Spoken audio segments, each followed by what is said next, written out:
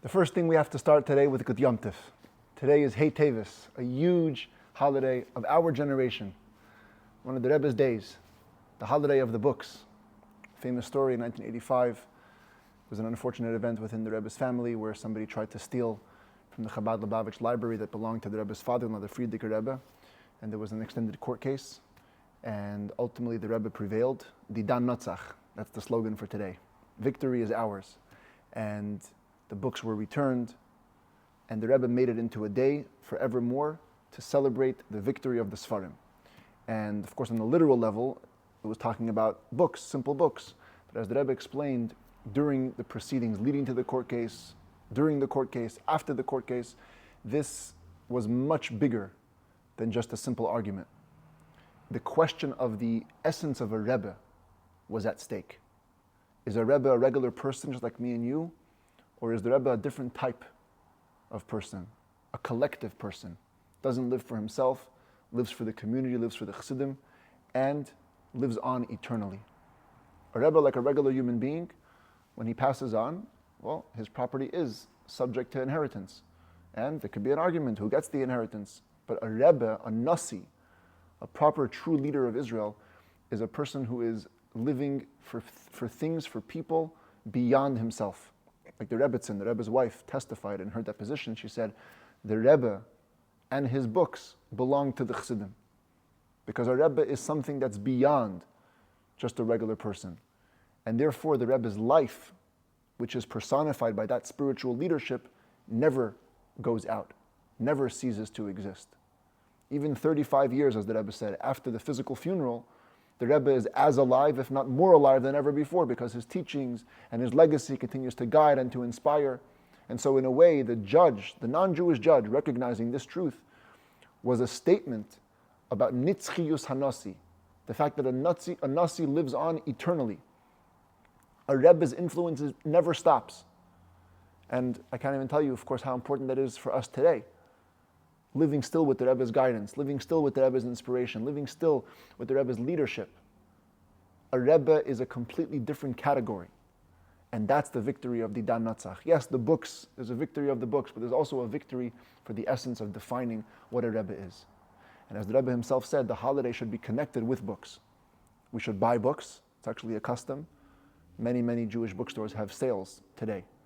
Buy Jewish books, bring them into your home, and study from the books.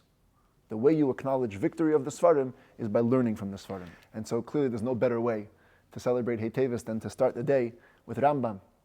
Not only is it learning Torah, not only is it learning the most important part of Torah, halacha, Jewish law, but the study of Rambam is an institution of the Rebbe. So on the Rebbe's day of victory, we should learn in the way that the Rebbe enjoined us to learn. And so here we are doing the daily chapter of Rambam. And it's Hilchos, Tumas, Tzaraas, Perek Revi, the laws of impurity imparted by Tzaraas, chapter 4. And let's get right to it. We're in the topic of Simane Tuma, the signs of impurity. I keep on saying it just to repeat it so we don't lose track of the general context of these laws. In order for Tzaraas lesion to be impure, it has to be that the lesion itself meets the criteria of the Torah, but also that in the lesion there has to appear certain signs that make it impure. White hairs, that was chapter 2. Healthy skin, that was chapter 3. And today, we're learning the third sign, pisyon, spreading. Now it's important to understand there's a major distinction between spreading and the other two. The lesions have to be inspected by a Kohen, as we're going to learn later on in these set of laws. When a person got a Tzaraas, what he thought made him impure, he would go to the Kohen would determine if it was impure or not. If there was a sign of impurity in the lesion, then it would be declared impure. If there was no sign of impurity, put into quarantine, and after a week, you would check again for signs of impurity. The thing to understand is that at the initial appearance by the Kohen, only the first two signs of impurities could be there. White hairs and healthy skin. You can't have spreading at the initial appearance. Spreading could only come after quarantine. You come with a lesion to the Kohen, it has nothing on it, puts you in quarantine for a week. You come back after a week. If it spread, at this point, spreading could be a sign of impurity.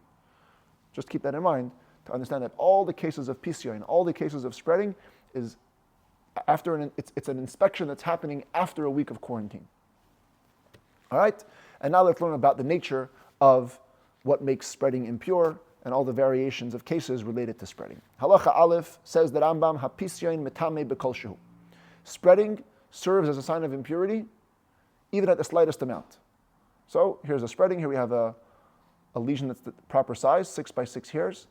Yesterday I had pictures with the actual hairs in them, but I felt it was a little confusing. So today we're just going to use the white box. Okay, that's going to represent a gris, the proper size of a lesion, 6 hairs by 6 hairs. And then you come back after a week and it's spread.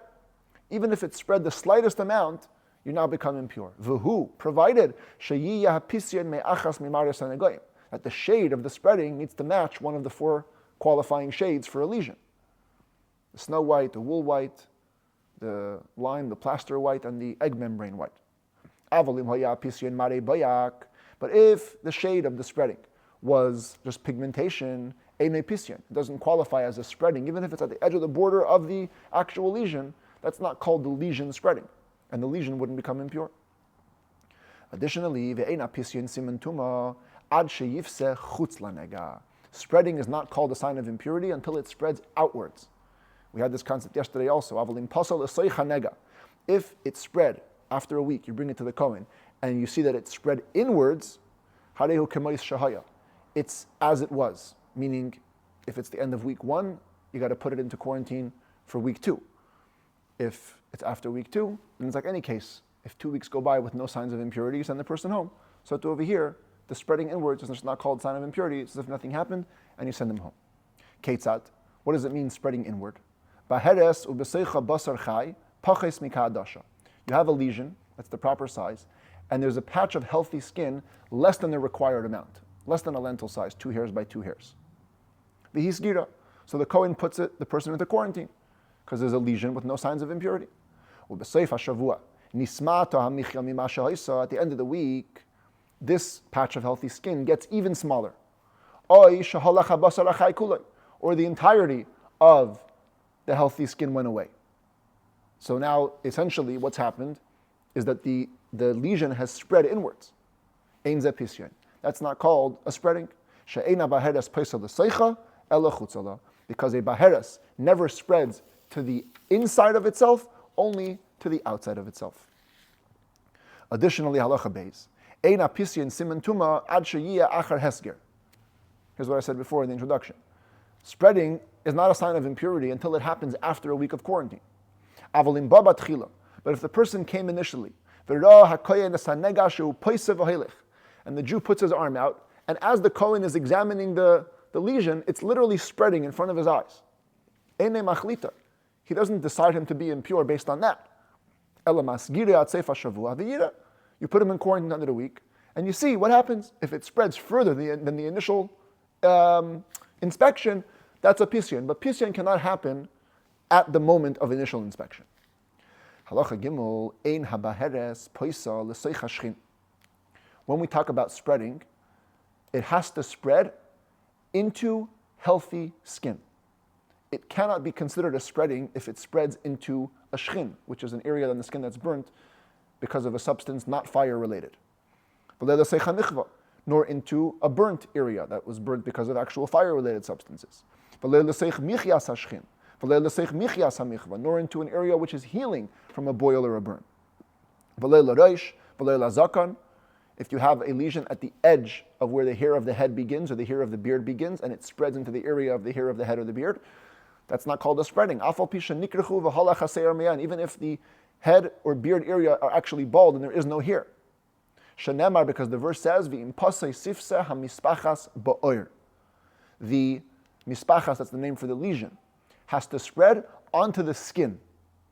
Onto the skin, that means the shchin and the michvah and that stuff, that's not proper skin.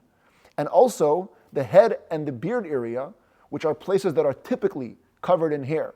And even if they're bald now, hair is going to grow, they're not called regular oir. They're not called regular skin, so if a nega spreads into that area, it's not called spreading. But if you have a lesion that spreads into an area of pigmentation, so other unhealthy looking skin, but it's not a shchin or a michvah, then hareza pisyan, that's called the spreading. For these purposes, if a nega spreads into an area of other pigmentation, that's a spread, and you become impure. Halacha dalet, hashchin v'hamichva v'haboyhak, or michyas hashchin or michyas hamichva. Any of these abnormal skin features, yeah? You have, again, it's a boil or a burn or a healing area of a boil or a burn or pigmentation. Shehin cholkin bin ha'oim lapisyan. They're dividing between the oim. Oim is the name now we're going to be using for the core lesion. Oim comes from the word aim, which means mother. So the mother lesion, let's call it, and the pisyan and the spreading. Meaning, this is what happened. You have a lesion, next to it is an abnormal skin, and then it spreads over here, past where the abnormal skin feature is, but the shchin and the michva are dividing between the oim, the mother lesion, and the spreading. Einesim and tuma. This spreading is not called a sign of impurity. Now obviously, if this area itself was 6 by 6 hairs, let's say, it would require its own quarantine on account of being its own lesion. But the point is, it cannot serve as a spreading for a first one if it's not directly attached to the first one. Hisgiroi. What if you then put it into quarantine because of this? The holchulahen. And then the shchin and the michvar, the abnormal skin, disappears. Now you have the spreading area adjacent to the mother lesion. Now that's a spreading. Spreading is attached to the mother lesion, and you become impure. Halacha hey, a very important rule about pisyan, about spreading.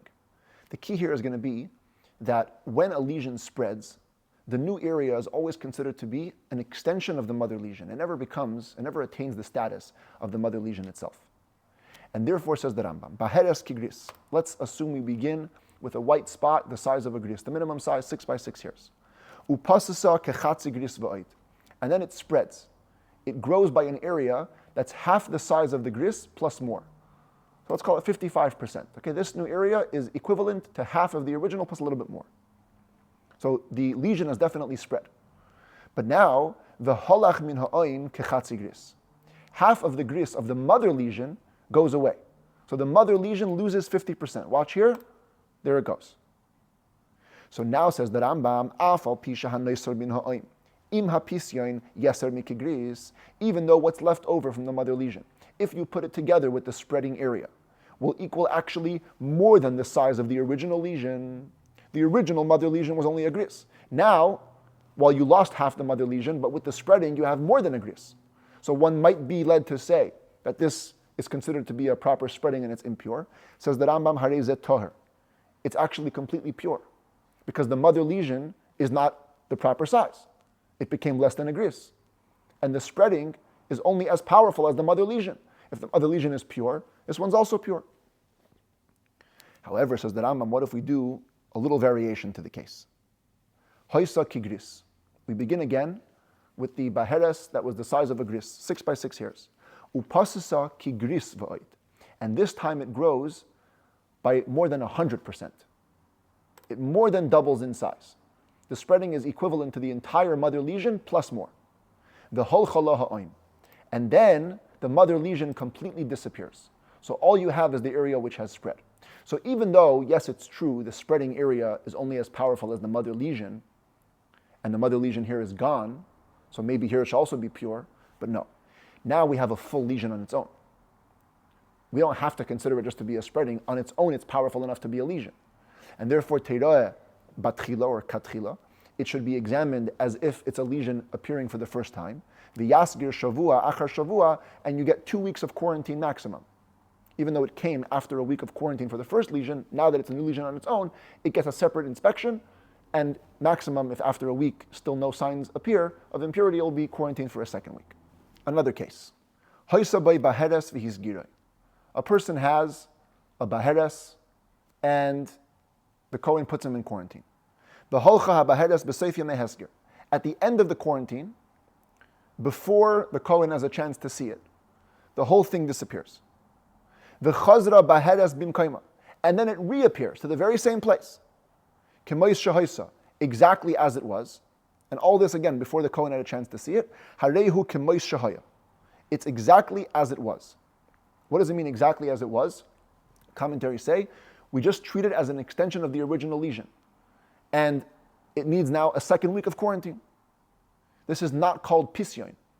This is not the first lesion spreading. Obviously, it's a new lesion that became. However, the key here is that the Kohen didn't see it yet. Had the Kohen seen the disappeared lesion, declared it pure, and now the lesion comes back exactly where it was, it's a new lesion. And you inspect it as if it's from the beginning with a maximum of 2 weeks of quarantine from here. By the way, same thing is true if the lesion would have reappeared in a different place. The Rambam here says it has to be bim kaima, has to be at the exact place. If it didn't come back in the exact place, it's a new lesion, and you start again.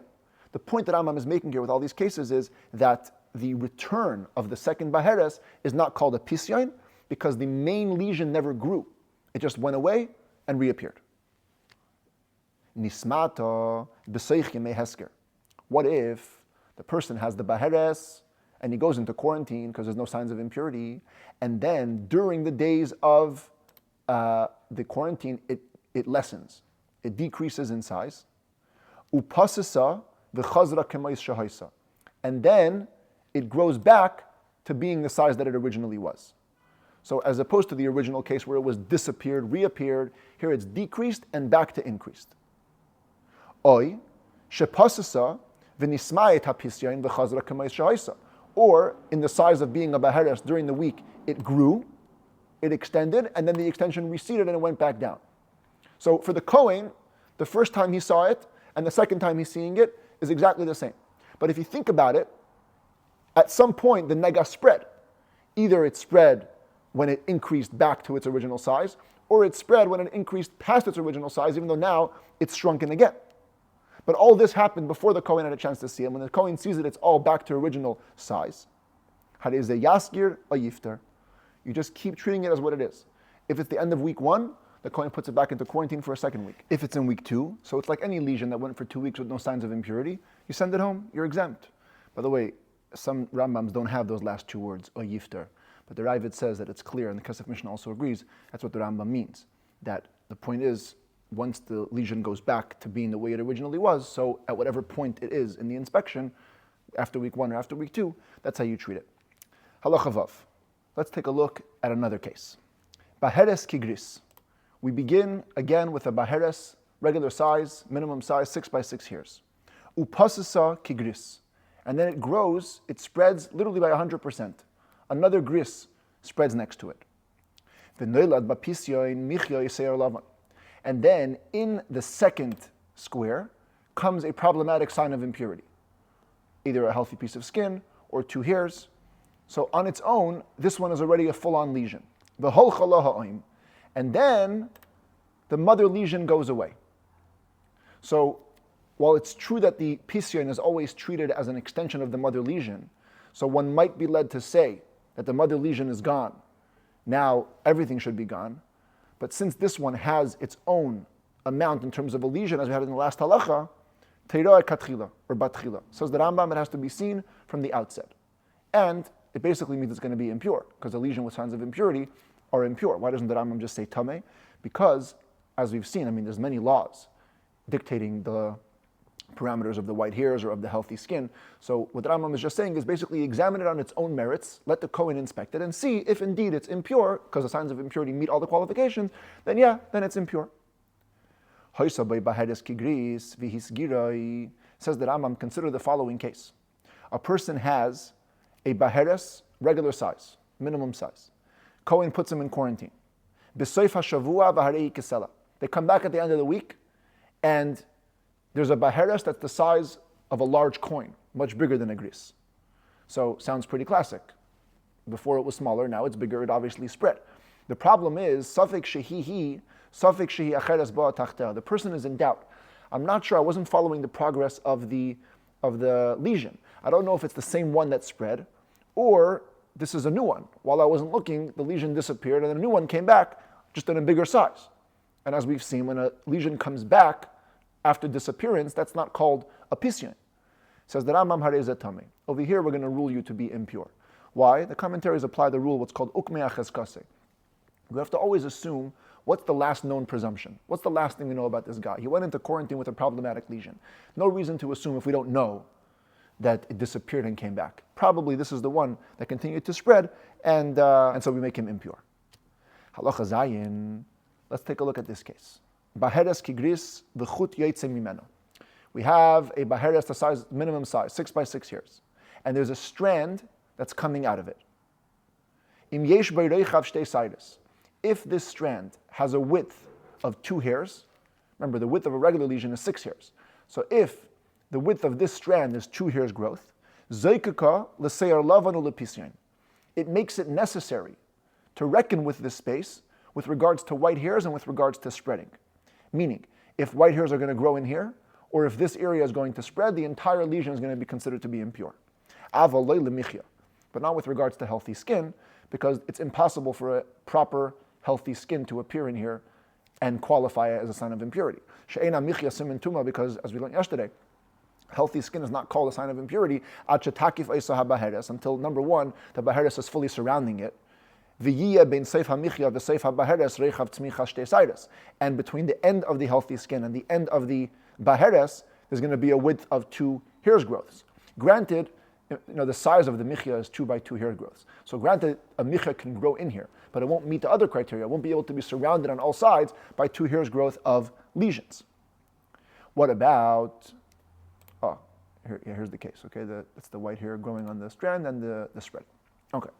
What about another similar case? Hayu shtei baharis. What if we're talking about 2 lesions? V'chut yaitzim yizu lezu, with a strand running between them. So we go by the same qualification. Im yesh b'reichav shtei saidas, if the strand's width is 2 hairs breadths, mitzarfon, it combines the 2 lesions to be considered one. If one becomes impure, because a sign of impurity develops here, let's say the whole thing is impure, or this one also makes the whole thing impure. V'im lav, if not, if the thickness of the strand is smaller than 2 hand breadths, then 2 hairs breadths, then ein mitzarfon, it doesn't combine them. Now what's the practical ramifications, whether the lesions are combined or not? Commentaries explain it's relevant to the purification process. Every time you have a lesion which becomes impure, and then it becomes pure, the mitzvah has to go through a whole procedure with sacrifices that are involved. And so if they're called 2 different lesions, then you're going to be responsible twice. But if they're one big lesion, you'll only be responsible for one purification process. Oh wait, yeah, I was about to begin halacha ches, but this morning when I was looking in the Rambam, I realized that I'm missing a line. There's another line to halacha zayin. I'm sure you have it already in the Rambam. I'm just going to read it from another book that I have over here. The Rambam is talking now a general rule about pisyon. Hisgirei shavua achar shavua. If a person had a lesion and was put into quarantine week after week for 2 weeks, and no sign of impurity appeared on it, upatre, and therefore the Kohen exempted him. After 2 weeks, we can't hold you anymore. We send him home. But after the exemption, the lesion spread, even the slightest amount. So like any other time, when a sign of impurity appears after exemption, it doesn't mean you're off the hook. Exemption means we can't hold you for longer than the established time for quarantine. But if the sign of impurity comes back, then certainly when it'll come to the Kohen will declare him decidedly impure. Halacha ches, the Rambam now says a rule that I actually mentioned in passing yesterday. If you have a baheres, a regular lesion, which was put into quarantine or was decided that it's impure, and then it became pure. So how does a baheres become pure from quarantine? That's easy. It just stays the same. It doesn't develop any signs of impurity for 2 weeks. But how does a baheres become pure once it's been decidedly impure? The Rambam clarifies, sheholchu mimena simani tuma. If the signs of impurity leave it. You had a healthy piece of skin, it went away. You had a white hair, it went away. So the law is, ein masgirin balo ilam. Once a baheres has been subject to an impurity, if it loses that status of impurity, you never put it back into quarantine. That's it. It goes through one time level of impurity. After that, you just ignore it. It's as if the lesion doesn't exist. Halacha tes, baheres shekonsa achar aptur, upasasa lekemois shahoisa. We had a similar case when it was during the days of quarantine. Now this is talking about after exemption. So there was a lesion for 2 weeks in quarantine, nothing happened to it, the guy was sent home. Then the baheres recedes, it becomes smaller. Let's use the pictures from before so just we can clarify it, okay? This was the baheres regular size, it was sent home after 2 weeks, then it gets smaller, upasasa lekemois shahoisa, and spreads back to the size that it was. Oisha pasasa, or it spreads and gets bigger, v'chazra lekemois shahoisa, and goes back to being what it is. The point is, the Kohen only got to see it back at regular size. Harehu b'taharasai. This is staying pure. The same way within quarantine. What happens during the week doesn't matter. It only matters what the Kohen sees at the beginning and sees at the end. Same thing over here. If the Kohen sent you off in exemption when it was a regular size, by the time you came back it was regular size, we keep it pure. Halacha Yud, Rambam wants to give us some rules with regards to signs of impurity leaving a lesion. And the point is always going to be that as long as there's a sign of impurity at all, of any sort, the lesion remains impure until no signs of impurity are left. Says the Rambam, Baheres Kigris, we have a Baheres the size of a gris, regular size. Uba Michya Ka'adasha, with a healthy piece of skin, meeting the proper size, lentil size. V'seyar lavan b'seicha michya, and white hair growing inside the michya v'hechlita. So of course this lesion was declared impure on account of the healthy skin. After being declared impure, the healthy skin goes away and just the white hairs are left. Says the Rambam, tameh mipnei seyar lavan. He's still impure on account of the white hairs, which by the way, as the commentaries point out, it's a novelty. Because typically, we have the rule that when it comes to white hairs, the lesion has to turn the hairs white. This would seem to be a case where it wasn't in the lesion when it was white, it was in the healthy skin. Nevertheless, with regards to this law, we don't consider the healthy skin in the middle to be a separate entity. That's part of the nega, it's part of the lesion. So if white hairs turned white in the healthy skin, that's okay. It's a qualifying white hair. And when the healthy skin leaves and all you have is the white hair, it's considered to be a white hair made by the lesion and you're still impure. But if it was not the white hair it was not the healthy skin that disappeared, it was the white hair that disappeared, you're still impure on account of the healthy skin. What if the white hair was not in the healthy skin? In the original scenario, it was like this. It was white hair in the baheres and it was healthy skin elsewhere in the baheres. And then the white hairs go away. And all you have left is the michya. You're still again impure on account of the healthy skin. If it's the healthy skin which left and only the white hair is left, you're still impure for the white hairs. Point is again, you have one sign of impurity, you're still impure. How about another case? Halacha Yud Aleph. Here we're talking about white hairs and healthy skin. What if we bring in some other signs? Baheres uba michya opisya. You have a baheres with healthy skin and a spreading. So two problems, two signs of impurity. Halcha michya, if the michya leaves, tameh mipnei hapisyan, you're still impure on account of the spreading. Halach hapisyan, if the spreading leaves, tameh mipnei michya, you're still impure on account of the healthy skin. V'chein b'seir lavan ubepisyan. Same thing if you have spreading and you have white hairs. If one of them goes away and the other one remains, you're still impure on account of the other one. What if hechlitay b'seir lavan? What if it wasn't two that were there at once and one left? What if they switched? Hechlitay b'seir lavan. Okay, here's the case. You had a baheres, there was white hairs grew in it. The Kohen declares you impure on account of the white hairs. The holach haseir, the white hair goes away. This white hair falls out. The chazar b'seir lavan acher, and another set of white hairs grows elsewhere. Oisha noda lemichya a pisyan, or healthy skin or a spreading. So they switched. It used to be just two white hairs in the middle of the hairs. Those white hairs left. Now another sign of impurity came. Either the white hairs came back, a different white hairs, healthy skin or spreading. Or it was first the Kohen put you away on account of a healthy skin. The healthy skin went away. And another healthy skin came in its place. Or white hair or spreading. Or the Kohen put you away on account of the spreading. And then the spreading went away, and a new spreading came back. Or a healthy skin or white hair. You stay in the same status of impurity as you were. Again, the commentaries point to the ramifications with regard to sacrifices. We don't consider this to be a new stage of impurity. No, it's the same stage of impurity. And when you purify, you only require one set of sacrifices. In summary, the Rambam puts it this way. It doesn't matter whether you became impure way in the beginning. At the initial inspection, the Kohen declared you impure. Or you became impure at the end of 1 week. One of the signs appeared. After 2 weeks. After becoming exempted. You went home and then the signs came back.